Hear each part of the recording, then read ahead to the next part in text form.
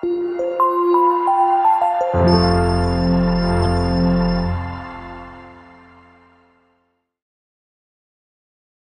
ഈ ദിവസങ്ങളിലൊക്കെ പ്രസംഗിക്കുന്ന സ്ഥലങ്ങളിലൊക്കെ പറയുന്നൊരു കാര്യമാണിത്. സന്തോഷവും പ്രാർത്ഥനയും തമ്മിൽ ബന്ധമുണ്ട്. പ്രാർത്ഥനയും സന്തോഷവും തമ്മിൽ ബന്ധമുണ്ട്. കാരണം ഈശോയുടെ സാന്നിധ്യം അനുഭവിച്ച ഒരാളുടെ മുഖത്ത് സന്തോഷം ഉണ്ടാകണം. അല്ലെങ്കിൽ പിന്നെ എന്തോന്ന് പ്രാർത്ഥന? അല്ലെങ്കിൽ പിന്നെ എന്ത് പ്രാർത്ഥന നീ പറഞ്ഞുകൊണ്ടിരിക്കുന്നത്? നമ്മൾ ഈശോയുടെ സാന്നിധ്യം അനുഭവിച്ചവരുടെ മുഖത്ത് സന്തോഷം ഉണ്ടാകണം. കാരണം എന്താ? ഉപരിയായി ഒന്നിനെ കണ്ടവരാ. ഇവിടെ കല്ലും മുള്ളുവാണ്. പക്ഷെ ഉപരിയായി ഒന്നിനെ കണ്ടവരുടെ മുഖത്ത് നിന്ന് പുഞ്ചിരി മായാൻ പാടില്ല. എപ്പോഴും ചിരി ഉണ്ടാകണം, സന്തോഷം ഉണ്ടാകണം. വാടിത്തളർന്നിരിക്കരുത്. നിർഭാഗ്യവശാൽ പ്രാർത്ഥനക്കാരെന്ന് പറയുന്നവരുടെ മുഖത്തോട്ട് നോക്കണം. നമുക്കും കൂടെ കരച്ചിൽ വരും. ശ്രദ്ധിച്ചാൽ മതി. പ്രാർത്ഥനക്കാരെന്ന് പറയുന്ന, കുറച്ച് ദൈവവചനമൊക്കെ പറയുന്ന, അല്ലെങ്കിൽ കുറച്ചിരുന്ന് പ്രാർത്ഥിക്കാൻ സമയം കണ്ടെത്തുന്നവരുടെ മുഖത്തോട്ട് നോക്കിയാൽ നമുക്കൂടെ കരച്ചിൽ വരും. നമ്മുടെ തൂവാലയെടുത്ത് തുടച്ചു കൊടുക്കാൻ തോന്നും. പോട്ടെ, സാരമില്ല, കരയാതെ, സങ്കടപ്പെടാതെ, എല്ലാം ശരിയാകുമെന്ന് നമുക്ക് പറയാൻ തോന്നും. അത് വരരുത്. അപ്പം നിങ്ങൾക്ക് ഈ 4 ദിവസം നിങ്ങൾ ശീലിക്കേണ്ട, കാരണം ഇത് അഭിഷേകമാണ്. അഭിഷേകത്തിൻ്റെ അടയാളമാണ് ആനന്ദം. ആനന്ദം. സുവിശേഷത്തിൽ എവിടെയാ ഈശോയുടെ സാന്നിധ്യവും സന്തോഷവും തമ്മിൽ ബന്ധമുണ്ടെന്ന് കിടക്കുന്നൊരു സ്ഥലം പറയാം. മറിയത്തിൻ്റെ സ്തോത്രഗീതം സ്വർഗത്തിൽ നിന്ന് അകലെയല്ല, അടുത്തൊക്കെ ഉണ്ട്. മറിയത്തിൻ്റെ സ്തോത്രഗീതം, എൻ്റെ ആത്മാവ് കർത്താവിനെ, എൻ്റെ ചിത്തം എൻ്റെ രക്ഷകനായ ദൈവത്തിൽ ആനന്ദിക്കുന്നു. ശരിയാണ്. എന്നാലും കുറച്ചുകൂടെ ഒരു സംഭവമായിട്ട്, അതൊരു പ്രാർത്ഥനയും ഒരു കീർത്തനവും അല്ലേ, ഒരു സംഭവമായിട്ട് ഈശോയുടെ സാന്നിധ്യമുള്ളവർ, ഈശോയുടെ പ്രസൻസ് ഉള്ളവർ സന്തോഷത്തിലായിരിക്കും എന്നതിൻ്റെ ഒരു സൂചന പറഞ്ഞേ. ഇനിയും വരട്ടെ. എൻ്റെ സ്വഭാവത്തിന് മാറ്റമൊന്നുമില്ല. ചോദ്യങ്ങളുണ്ടാകും, ചോദ്യം ചോദിച്ചുകൊണ്ടിരിക്കും. ഉള്ള സമയത്ത് അധികം നേരം ഇല്ല, ഉള്ള നേരത്ത് എന്തോ കൈ പൊക്കിയിട്ട് പറ. അമ്മ ഉത്തരം പറഞ്ഞോ. എക്സാക്ട്ലി. മാതാവ് മറിയം, അവള് ദൈവപുത്രന്റെ അമ്മയാകാൻ പോകുന്നുവെന്ന ദൂത് സ്വർഗത്തിൽ നിന്ന് കേട്ട ശേഷം അവൾ വിശ്രമിച്ചില്ല. അവൾക്കൊരു അടയാളം കിട്ടി. ഇളയമ്മ എലീശ്വ ഗർഭിണിയാണ്. മലഞ്ചെരുവിലുള്ള എലിസബത്തിന്റെ വീട്ടിലേക്ക് അവള് പോകുന്നു. മറിയം ഒറ്റയ്ക്കാണോ പോയെ? ആണോ അല്ലയോ? വേഗം പറ. ആണ്. അല്ല. പിന്നെ എങ്ങനെയാ പോയെ? യൗസേപ്പ് പിതാവ് കൂടെ ഉണ്ടായിരുന്നോ? ഈശോ ഉള്ളിലുണ്ടായിരുന്നു. മറിയത്തിന്റെ ഉള്ളിൽ ഈശോ ഉണ്ടായിരുന്നു. ഉള്ളിലെ ഈശോയെയും കൊണ്ട് മറിയം എലിസബത്തിന്റെ വീട്ടിൽ ചെന്ന് കയറിയപ്പോൾ എന്ത് സംഭവിച്ചു? എലിസബത്തിന് സന്തോഷം. എലിസബത്തിന് മാത്രമല്ല, എലിസബത്തിന്റെ ഉള്ളിലെ കുഞ്ഞിനും സന്തോഷം. ആനന്ദം കൊണ്ട് കൊച്ചു നൃത്തം ചവിട്ടി. ആനന്ദം കൊണ്ട് അമ്മയുടെ ഉദരത്തിൽ തന്നെ കൊച്ചു നൃത്തം ചവിട്ടി. മറിയത്തിന്റെ പ്രസൻസ്, മറിയത്തിന്റെ ഉള്ളിലെ ഈശോയുടെ പ്രസൻസ് ആനന്ദം ക്രിയേറ്റ് ചെയ്യാണ്, സന്തോഷം കൊണ്ടുവരികയാണ്. അപ്പം നിങ്ങൾ ഈ 4 ദിവസത്തെ അഭിഷേക നിറവിൻ്റെ ഈ കൺവെൻഷൻ കഴിയുമ്പോൾ കർത്താവ് നിങ്ങളുടെ ഉള്ളിൽ വന്നോ ഇല്ലയോ എന്ന് എങ്ങനെ അറിയുമെന്നറിയോ? നിങ്ങളിൽ അഭിഷേകം നിറഞ്ഞോ ഇല്ലയോ എന്ന് എങ്ങനെ അറിയും? മുഖത്ത് സന്തോഷം ഓക്കെ, മുഖത്ത് പിന്നെ ചിരിച്ചുകൊണ്ട് എപ്പോഴും ഇരുന്ന സന്തോഷമുള്ള തോന്നിപ്പിക്കാം, അത് ഓക്കെ, അതൊരു ഫസ്റ്റ് ഘട്ടമാണ്. പിന്നെ അടുത്തത്, ഇത് കഴിഞ്ഞ് പുറത്തോട്ടിറങ്ങുമ്പോൾ നിങ്ങൾ ഒരാളോട് 5 മിനിറ്റ് വർത്തമാനം പറഞ്ഞു കഴിയുമ്പോൾ വർത്തമാനം പറഞ്ഞ ആള് പറയുവോ, അയ്യോ അവളോട് മിണ്ടിക്കഴിഞ്ഞപ്പോൾ എന്തൊരു ആശ്വാസമാണ്, എന്തൊരു സന്തോഷമാണ് എന്ന് പറയുവോ, അതോ നമ്മുടെ വർത്തമാനം കേട്ട് അവർ മനസ്സിൽ പറയുവോ, ഇതെന്താ നിർത്താത്ത, ഈ സാധനം എന്താ പോകാത്ത എന്ന് പറയുവോ? മറ്റുള്ളവർക്ക് നമ്മളിലെ ആനന്ദം അനുഭവിക്കാൻ പറ്റുമോ? അത് വേണം. അങ്ങനൊരു കൃപ കിട്ടണം. അഭിഷേകത്തിൻ്റെ അടയാളമാണ് ആനന്ദം. അതെപ്പോഴും ധ്യാനിച്ചേക്കണേ. അഭിഷേകത്തിൻ്റെ അടയാളമാണ് ആനന്ദം. അഭിഷേകത്തിൻ്റെ അടയാളമാണ് ആനന്ദം. ശരിക്കും നമ്മൾ ആനന്ദത്തിൽ ജീവിക്കാൻ വിളിക്കപ്പെട്ടവരുടെ പേരാണ് ക്രിസ്ത്യാനി. എനിക്കറിയാം, ഒത്തിരി സങ്കടങ്ങളുമായിട്ടല്ലേ ഈ വന്നിരിക്കുന്നത്. കുറേ കാര്യങ്ങൾ സാധിച്ചെടുക്കാനില്ലേ? ഒത്തിരി പ്രാർത്ഥനയുടെ ലിസ്റ്റില്ലേ വെച്ചിട്ടുണ്ട്? എനിക്കറിയാം, ഒത്തിരി ഉണ്ട്. നിയോഗങ്ങൾ ഒത്തിരി വെച്ചിട്ടുണ്ടായിരിക്കും.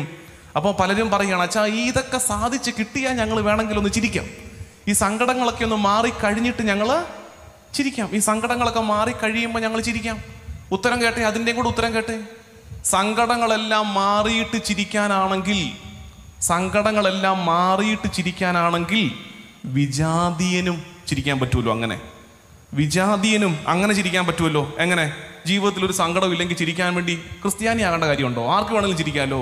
ക്രിസ്ത്യാനിയുടെ പ്രത്യേകത എന്താ?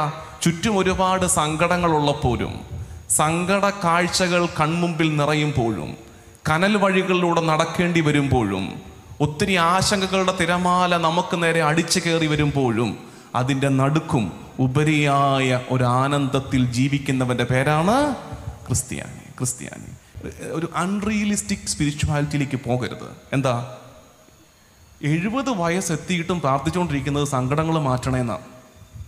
70 വയസ്സെത്തിയിട്ടും പ്രാർത്ഥിച്ചുകൊണ്ടിരിക്കുന്നത് സങ്കടങ്ങൾ മാറ്റണേന്നാണ്. ഇത്രയും കാലമായിട്ട് നിങ്ങൾക്ക് മനസ്സിലായില്ലേ ഈ സങ്കടങ്ങളൊന്നും അങ്ങനൊന്നും മാറാൻ പോകുന്നില്ലെന്ന്? അതെനിക്ക് മനസ്സിലാകാത്തത്. ഇത്രയും ജീവിതം ജീവിച്ചിട്ട് മനസ്സിലായില്ലേ ഈ സങ്കടങ്ങളെല്ലാം മാറാൻ പോകുന്നൊന്നുമില്ല. Part and parcel of the life. ഈ ഭൂമിയിലെ ജീവിതത്തിന്റെ ഭാഗമാണ് ചില വേദനകൾ, നൊമ്പരങ്ങൾ, സങ്കടങ്ങൾ ഒക്കെ ഇതിന്റെ ഭാഗമാണ്. ആ സങ്കട അനുഭവങ്ങളിലും കർത്താവിൻ്റെ കൈ പിടിച്ച് ജീവിക്കുക, അതാ വേണ്ടേ. സങ്കടങ്ങളെല്ലാം മാറ്റാൻ വേണ്ടി പ്രാർത്ഥിച്ചുകൊണ്ടിരിക്കരുത്. അത് നടക്കില്ലെന്നല്ല, ഇല്ല. ഇനി ഒരു വിമോചനം കിട്ടാൻ പോകുന്ന എപ്പോഴാ?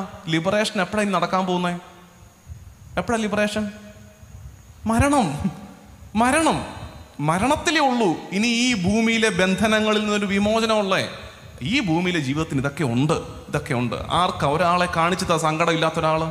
സങ്കടങ്ങൾ ഇതിൻ്റെ ഭാഗമാണ്. സങ്കടങ്ങളുള്ളപ്പോഴും ഈശോയുടെ കൈ പിടിക്കുക. ഹല്ലേലൂയ. നിങ്ങളിപ്പോൾ വിചാരിക്കുന്നുണ്ടായിരിക്കും ഇതെന്താണ് ഈ മനുഷ്യൻ പറഞ്ഞു വരുന്നത്? നിങ്ങളുടെ മുഖം കണ്ടപ്പോൾ ആനന്ദത്തെക്കുറിച്ച് പറഞ്ഞു പോയതാണ് കേട്ടോ. നിങ്ങളുടെ മുഖം കണ്ടപ്പോൾ സന്തോഷത്തെക്കുറിച്ചൊന്ന് പറഞ്ഞു പോയതാണ്. ആ സന്തോഷം പോയ പോക്കാണ് ഇവിടം വരെ എത്തിയിരിക്കുന്നത്. നമുക്ക് നമ്മുടെ വിഷയത്തിലേക്കും എല്ലാം വരാം, നമ്മുടെ ചിന്തകളിലേക്ക് വരാം. Called to be anointed. അഭിഷേകത്തിനായി വിളിക്കപ്പെട്ടവർ.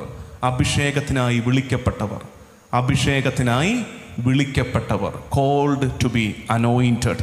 നമ്മൾ അഭിഷേകത്തിനായി കർത്താവിനാൽ വിളിക്കപ്പെട്ടവരാണ്. We are specially called, we are specially chosen. പ്രത്യേകം വിളിക്കപ്പെട്ടവരാണ് നമ്മൾ. ഈ വിഷയത്തിലേക്കാണ് നമ്മൾ എത്തുന്നത്. നമുക്കൊന്ന് പ്രാർത്ഥിക്കാം. നിങ്ങളായിരിക്കുന്നിടത്ത് ഒന്ന് സ്വസ്ഥത അനുഭവിച്ചേ. പ്രാർത്ഥനയ്ക്ക് പറ്റുന്ന ഒരു ശാരീരിക നിലപാടിലേക്ക്, ഒരു സ്വസ്ഥതയിലേക്ക് വന്നേ എല്ലാവരും. നമ്മൾ 2-3 മാനങ്ങൾ ഈ വിഷയത്തിൻ്റെ ചിന്തിക്കും. കർത്താവിനാൽ വിളിക്കപ്പെട്ടവരാണ്. അഭിഷേകം എന്നുള്ളത് നമ്മൾ ഈ ദിവസങ്ങളിൽ ആവർത്തിച്ച് കേൾക്കാൻ പോകുന്ന വാക്കാണ്. കഴിഞ്ഞ വർഷം എന്താണ് അഭിഷേകമെന്ന് ഈ കൺവെൻഷൻ പന്തലിൽ ഇവിടെ പറഞ്ഞത് എൻ്റെ ഓർമ്മയിലുണ്ട്. എന്താണ് അഭിഷേകം എന്ന വാക്കിൻ്റെ അർത്ഥം എന്താണ്? ആടിൻ്റെ മുകളിലേക്ക് എണ്ണയൊഴിച്ച് അതിനെ കീടങ്ങളിൽ നിന്ന് കാക്കുന്നതായിരുന്നു ഫസ്റ്റ് അനോയിൻറ്റിങ്. ആദ്യത്തെ അഭിഷേകം അതായിരുന്നു എന്ന് പറഞ്ഞ് അന്ന് കഴിഞ്ഞ ഒരു ആണ്ട് മുമ്പ് പറഞ്ഞത് ഇപ്പോഴും എനിക്ക് ഓർമ്മയുണ്ട്. ആ അഭിഷേകം എന്നുള്ള വാക്കിനെ നമുക്ക് ഇനി ഒത്തിരി ധ്യാനിക്കാനുണ്ട്. പക്ഷെ ഇന്ന് നമ്മൾ പ്രധാനമായിട്ടും ചിന്തിക്കാൻ പോകുന്നത് വിളിക്കപ്പെട്ടവരാണ്. You are called to be anointed. നമ്മൾ ഇന്നത്തെ ടോക്കിൻ്റെ പാറ്റേൺ ഒരു 3-4 ബൈബിൾ ഭാഗങ്ങൾ ഞാൻ മെൻഷൻ ചെയ്യും. 3-4 ബൈബിൾ ഭാഗങ്ങൾ പറഞ്ഞിട്ട് ആ ബൈബിൾ ഭാഗം വെച്ച് നമ്മളൊന്ന് വായിച്ച് ധ്യാനിക്കും. അങ്ങനെയായിരിക്കും ഈ ടോക്ക് പോകുന്നത്. ഞാൻ പറഞ്ഞു, അധികം സമയമില്ലാത്ത ചെറിയൊരു പ്രഭാഷണമാണ്. അതുകൊണ്ട് തന്നെ നിങ്ങളുടെ സഹകരണം വേണം. ആദ്യത്തത് നിയമാവർത്തന പുസ്തകം 7-ാം അധ്യായം 7 മുതൽ 9 വരെയുള്ള വാക്യങ്ങൾ എടുക്കാം. നിയമാവർത്തന പുസ്തകം 7-ാം അധ്യായം 7-ാം വാക്യം തൊട്ട്. ഒരല്പം ഗൗരവത്തിലായിരിക്കും നമ്മൾ. ഈ കാരണം സമയക്കുറവ് കൊണ്ടാണ്. നിങ്ങളെ അധികം ലാളിക്കാനും സ്നേഹിക്കാനും നേരമില്ല. നിങ്ങൾ എൻ്റെ കൂടെ നിൽക്കണം, ശ്രദ്ധ മാറി പോകരുത്, വചനത്തിൽ തന്നെ ശ്രദ്ധിച്ച് നിൽക്കണം. നിയമാവർത്തന പുസ്തകം 7-ാം അധ്യായം 7 മുതൽ 9 വരെ ഇങ്ങനെയാണത്. ഞാൻ വായിക്കാം. നിങ്ങളുടെ ബൈബിളിൽ നിങ്ങൾ എൻ്റെ കൂടെ വായിക്കണം. നിയമാവർത്തനം 7-ാം അധ്യായം 7-ാം വാക്യം എടുത്തോ, വേഗം എടുത്തേ. നിയമാവർത്തനം പകുതി എന്നൊക്കെയാണോ തപ്പി വരുന്നത്? നിയമാവർത്തനം 7 മുതൽ 9 വരെ. കാരണം ചേച്ചി വെളിപാടിൽ നിന്ന് മറിച്ചുകൊണ്ട് വരുന്നു. ചേച്ചി 5-ാമത്തെ പുസ്തകം നിയമാവർത്തനം, മുമ്പിന്ന് ഉൽപ്പത്തി, പുറപ്പാട്, ലേവ്യർ, സംഖ്യ, നിയമാവർത്തനം 7-ാം അധ്യായം 7-ാം വാക്യം. കിട്ടിയോ? ഒരുമിച്ച് വായിച്ചാലോ? വായിക്കാം. കർത്താവ് നിങ്ങളെ സ്നേഹിച്ചതും തിരഞ്ഞെടുത്തതും മറ്റു ജനതകളെക്കാൾ നിങ്ങൾ എണ്ണത്തിൽ കൂടുതലായിരുന്നത് കൊണ്ടല്ല, നിങ്ങൾ മറ്റെല്ലാ ജനതകളെക്കാൾ ചെറുതായിരുന്നു. വെയിറ്റ്. അപ്പോൾ ഇതിനകത്തൊരു കാര്യം മനസ്സിലായി. കർത്താവ് നിങ്ങളെ എന്ത് ചെയ്തു? തിരഞ്ഞെടുത്തു. അതിനകത്ത് സംശയമില്ല. കർത്താവ് ഇസ്രായേലിനോട് പറഞ്ഞു കൊടുക്കുകയാണ്, മോശ, കർത്താവ് നിങ്ങളെ തിരഞ്ഞെടുത്തു. നമ്മളൊക്കെ ആ തിരഞ്ഞെടുപ്പിൻ്റെ പ്രിവിലേജ് അനുഭവിക്കുന്നവരാണ്. കർത്താവിനാൽ തിരഞ്ഞെടുക്കപ്പെട്ട ഒരു ജനമാണ്. തിരഞ്ഞെടുപ്പിൻ്റെ മാനദണ്ഡം നമ്മൾ വലുതായത് കൊണ്ടാണോ? അല്ല. പിന്നെന്താ കാര്യം? നമ്മൾ ചെറുതായിരുന്നു. നമ്മൾ എണ്ണത്തിൽ വലുതല്ല, എണ്ണത്തിൽ വലുപ്പമില്ല, ചെറുതാണ്. എന്നിട്ട് ബാക്കി പറയുകയാണ്, കർത്താവ്, 8-ാം വാക്യം തൊട്ട് വായിച്ചേ. കർത്താവ് നിങ്ങളെ സ്നേഹിക്കുകയും നിങ്ങളുടെ പിതാക്കന്മാരോട് ചെയ്ത ശപഥം പാലിക്കുകയും ചെയ്യുന്നത് കൊണ്ടാണ് തൻ്റെ ശക്തമായ കരത്താൽ നിങ്ങളെ പുറത്തു കൊണ്ടുവന്നതും ഈജിപ്തിൽ രാജാവായ ഫറവോയുടെ കയ്യിൽ നിന്ന് അടിമത്തത്തിൻ്റെ ഭവനത്തിൽ നിന്ന് രക്ഷിച്ചതും. അതിനകത്ത് ഒരു വാക്ക് കേട്ടപ്പോൾ ഈ തെരഞ്ഞെടുപ്പിൻ്റെ മെയിൻ കാരണം എന്തായിരുന്നു? നമ്മൾ വിളിക്കപ്പെട്ടവരാണ്, തെരഞ്ഞെടുക്കപ്പെട്ടവരാണ്. കർത്താവ് തെരഞ്ഞെടുത്തത് നമ്മുടെ വലിപ്പമോ പകിട്ടോ കണ്ടിട്ടല്ല. വേറൊരു കാരണമുണ്ട്. ആദ്യത്തെ കാരണം എന്താണെന്നറിയാമോ?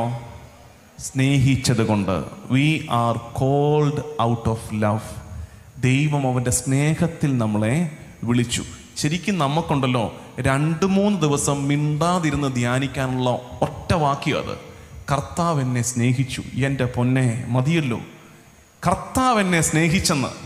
എൻ്റെ ദൈവം, ഉടയവൻ, കറകളില്ലാത്തവൻ, പരിശുദ്ധനായവൻ, നിസാരനായ എന്നെ സ്നേഹിച്ചു. പിന്നെ ഇരിക്കണം. എൻ്റെ അമ്മോ, എന്നെ സ്നേഹിച്ചെന്നോ എൻ്റെ കർത്താവ്.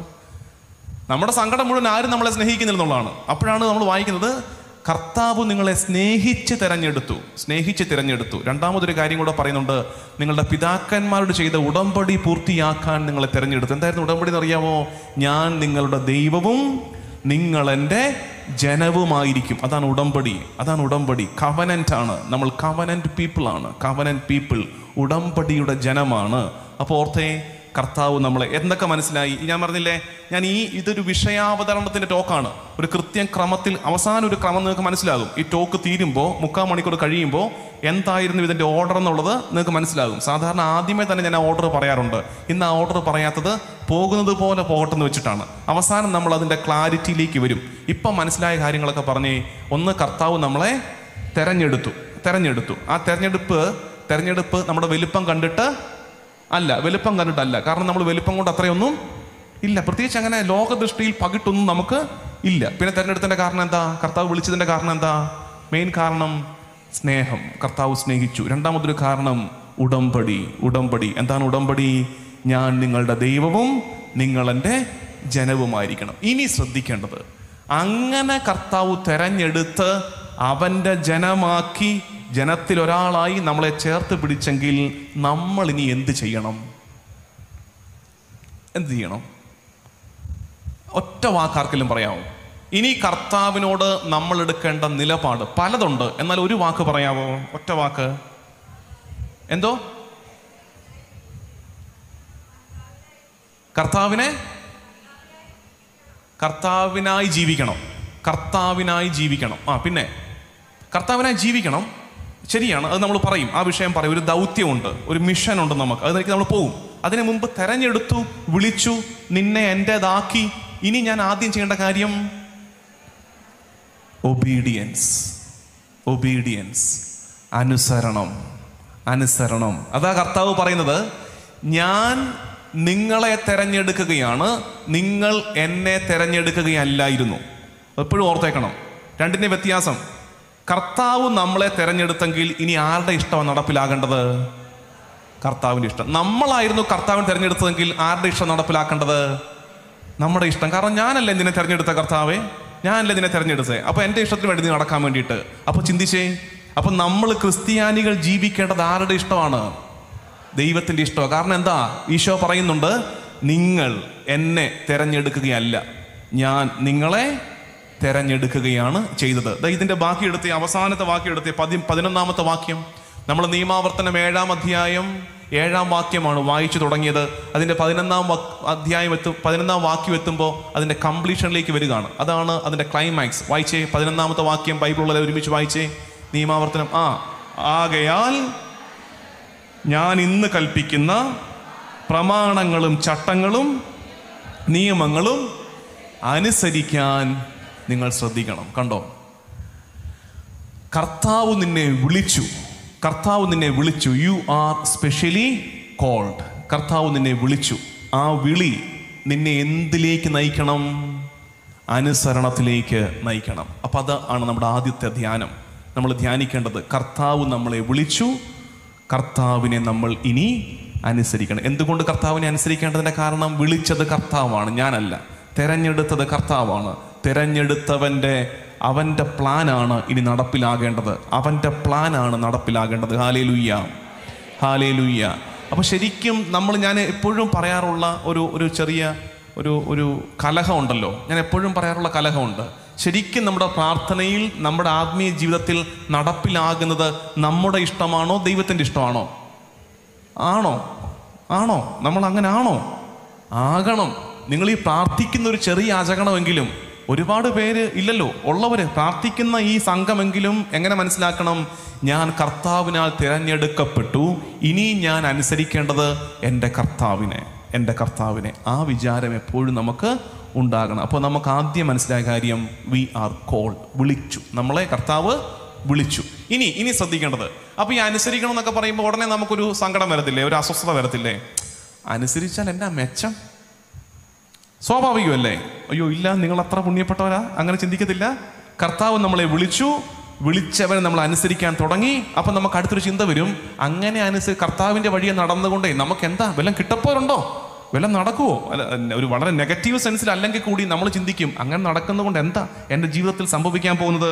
അതിൻ്റെ ഉത്തരം യേശയ്യാ പ്രവാചകന്റെ പുസ്തകം 41-ാം അധ്യായം 8-ാം വാക്യം. യേശയ്യാ 41. ഈ ബൈബിൾ വാക്യങ്ങൾ നിങ്ങളൊരു കടലാസിലെങ്കിലും എഴുതി വെക്കണം. ഇത് വായിക്കണം. ഇത് സമയപരിമിതി കൊണ്ട് ഞാൻ ഓടിച്ചിട്ട് പറയും, പക്ഷേ നിങ്ങളിത് വായിച്ച് ധ്യാനിക്കണം. അത് നിർബന്ധമാണ് കേട്ടോ. യേശയ്യാ 41:8. യേശയ്യാ 41:8. കിട്ടിയോ? വായിച്ചേ. ഈ തെരഞ്ഞെടുപ്പ് തന്നെയാണ് പിന്നെയും പറഞ്ഞുകൊണ്ടിരിക്കുന്നത്. നമ്മൾ ഈ ചിന്തിക്കുന്ന വാക്യങ്ങളെല്ലാം ഈ തെരഞ്ഞെടുപ്പായിരിക്കുമേ. എന്താണത് അതിനകത്തുള്ളത്? എൻ്റെ ദാസനായ ഇസ്രായേലേ, ഞാൻ തിരഞ്ഞെടുത്ത യാക്കോബേ, എൻ്റെ സ്നേഹിതനായ അബ്രാഹത്തിൻ്റെ സന്തതി, നീ എൻ്റെ ദാസനാണ്. ദാസൻ എന്ത് വേണം, എന്ത് ക്വാളിറ്റി വേണം? പെട്ടെന്ന് ഓരോ വാക്കുകളൊക്കെ പറഞ്ഞ ദാസന്റെ ക്വാളിറ്റി എന്തായിരിക്കണം? ഒറ്റ വാക്ക്. നിങ്ങൾ ട്രാക്കിലാണ്, എൻ്റെ കൂടെ നിൽക്കണേ. നീ എൻ്റെ ദാസനാണ്. ദാസന്റെ പ്രത്യേകത എന്താണ്? അനുസരണം. ഇനി ബാക്കി വായിച്ചു. ഞാൻ നിന്നെ തെരഞ്ഞെടുത്തു, ഇനി ഒരിക്കലും ഉപേക്ഷിക്കുകയില്ല എന്ന് പറഞ്ഞുകൊണ്ട് ഭൂമിയുടെ അതിർത്തികളിൽ നിന്ന് ഞാൻ നിന്നെ തെരഞ്ഞെടുത്തു, വിദൂര ദിക്കുകളിൽ നിന്ന് ഞാൻ നിന്നെ വിളിച്ചു. ഇനിയാണ് പ്രിവിലേജ്. അങ്ങനെ കർത്താവ് എന്നെ തെരഞ്ഞെടുത്തു, ഞാൻ കർത്താവിനോട് അനുസരണം പ്രഖ്യാപിച്ചു. ഇനി എന്താ എൻ്റെ ജീവിതത്തിൽ സംഭവിക്കാൻ പോകുന്നത്? അടുത്ത വാക്യമാണ് നമ്മൾ സന്തോഷത്തോടെ ധ്യാനിച്ച് പ്രാർത്ഥിക്കേണ്ടതാണ്. അടുത്ത എന്താണത്? വായിച്ചേ. ഭയപ്പെടേണ്ട, ഞാൻ നിന്നോട് കൂടെയുണ്ട്. സംഭ്രമിക്കേണ്ട, ഞാനാണ് നിന്റെ ദൈവം. ഞാൻ നിന്നെ ശക്തിപ്പെടുത്തുകയും സഹായിക്കുകയും ചെയ്യും. എൻ്റെ വിജയകരമായ വലത് കൈകൊണ്ട് ഞാൻ നിന്നെ താങ്ങി നിർത്തും. മതിയല്ലോ.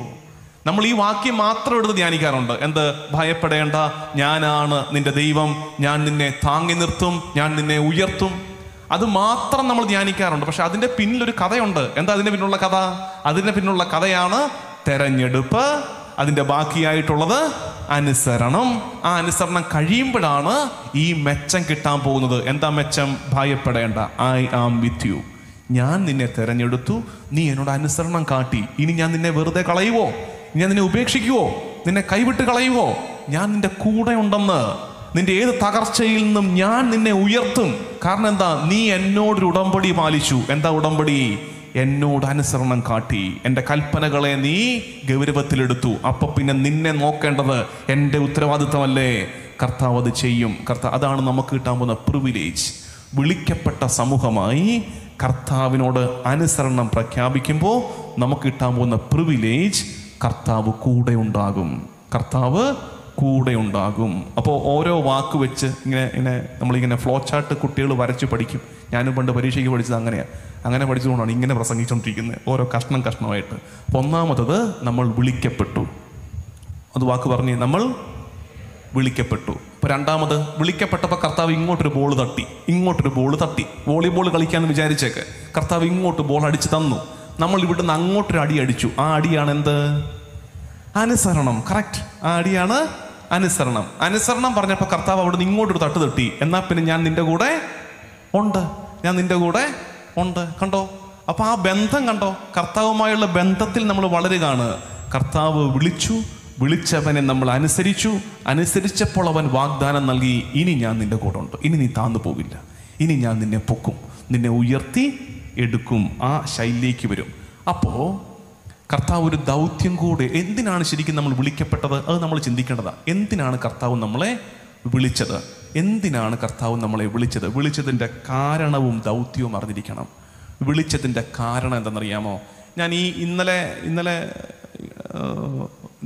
തിരുവനന്തപുരത്തായിരുന്നു, അവിടെ ധ്യാനിപ്പിച്ചുകൊണ്ടിരിക്കുകയാണ്. ഇന്ന് അവിടെ 4 ദിവസം ധ്യാനമാണ്. ഇത് കഴിഞ്ഞ ഉടനെ തിരുവനന്തപുരത്തിന് പോവാണ്. അപ്പോൾ ഇന്നലെ വൈകിട്ടും ഇന്നിങ്ങോട്ട് വരുന്ന വഴിക്കുമൊക്കെ ഞാൻ ചിന്തിച്ചുകൊണ്ടിരുന്ന, കർത്താവേ നീ വിളിച്ചതിൻ്റെ കരുണ കൊണ്ടാണ് ഞങ്ങളെ ഒരു ചെറിയ സംഘമായിട്ട് ഇസ്രായേലിനെ വിളിച്ചു, ഞങ്ങളെ വിളിച്ചു ചേർത്തു. എന്തിനായിരിക്കും അത്? ഒരു കാരണം പറ. ഇത് ഞാൻ പറഞ്ഞുകൊണ്ടിരിക്കുകയായിരുന്നു. പക്ഷെ എനിക്കൊരു കാരണം കിട്ടി. ആ കാരണം ബിബ്ലിക്കലി തെറ്റാണെന്ന് ഞാൻ വിചാരിക്കുന്നില്ല. അതൊരു വലിയ ആർഗ്യുമെൻ്റായിട്ട് ഞാൻ അവതരിപ്പിക്കുന്നില്ല. കാരണം എനിക്ക് ഉണ്ടായൊരു തോന്നലാണ്, എനിക്കുണ്ടായൊരു പ്രചോദനം മാത്രമായിട്ടാണ്, വിളിയുടെ കാരണമായി കിട്ടിയൊരു ഉത്തരവാണ്. ആ ഉത്തരം നിങ്ങളോട് പറയുകയാണ്. നിങ്ങളും അന്വേഷിക്കുക, അങ്ങനെ ഒരു കാരണമായിരിക്കുമോ? ആ കാരണമായിരുന്നെങ്കിലെന്ന് ഞാൻ ആഗ്രഹിക്കുന്നുണ്ട്. അതാണെങ്കിൽ വലിയ ഉത്തരവാദിത്തമാണ്. ആ കാരണം അറിയണ്ടേ? ഉൽപ്പത്തി പുസ്തകം 1:27. ഉൽപ്പത്തി പുസ്തകം 1:27. ഉൽപ്പത്തി പുസ്തകം 1:27. കിട്ടുന്നവർ ഉറക്കെ വായിച്ചേ. കിട്ടുന്നവരെല്ലാരും കൂടെ ഉൽപ്പത്തി പുസ്തകം 1:27.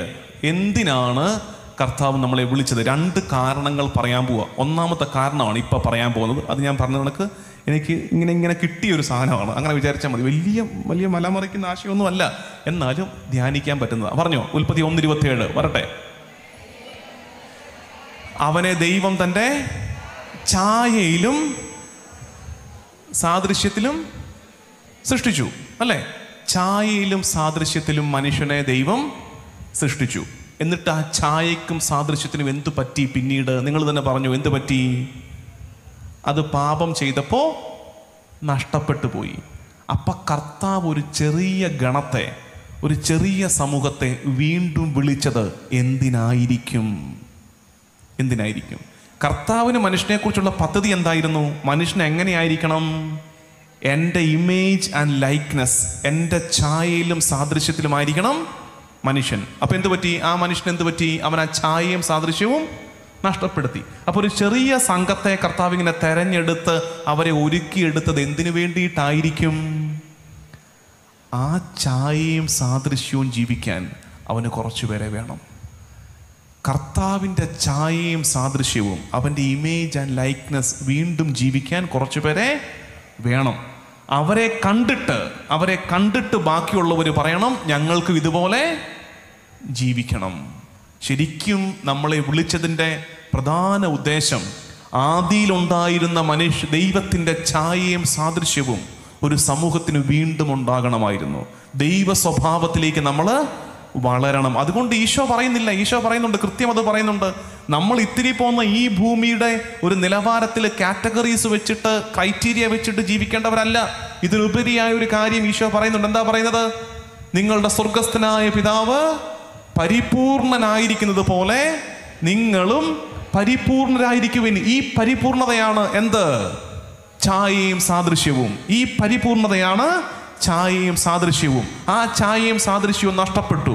ആ നഷ്ടപ്പെട്ടത് അപ്പം we are not called for simple things. നിസ്സാര കാര്യങ്ങൾക്ക് വിളിക്കപ്പെട്ടവരല്ല നമ്മൾ. ഉപരിയായ ഒന്നിലേക്ക്, ദൈവസാദൃശ്യം ജീവിക്കാൻ വിളിക്കപ്പെട്ടവരാണ്. Hallelujah, hallelujah. കട്ടിയായോ? 1/2 മണിക്കൂറേ 3/4 മണിക്കൂറേ ഉള്ളൂ. അതുകൊണ്ടാണ് കട്ടിയാക്കുന്നതിന് ആദ്യമേ തന്നെ ജാമ്യം എടുത്തു. പക്ഷെ നിങ്ങൾക്ക് ഇതിൻ്റെ ക്ലാരിറ്റി കിട്ടും. ഒന്നുകൂടെ പറഞ്ഞേ. ആദ്യത്തെ വാക്ക് എന്തായിരുന്നു? ആദ്യത്തെ വാക്ക് ദൈവം നമ്മളെ തെരഞ്ഞെടുത്തു, അല്ലേ? ദൈവം നമ്മളെ വിളിച്ച് തെരഞ്ഞെടുത്തു.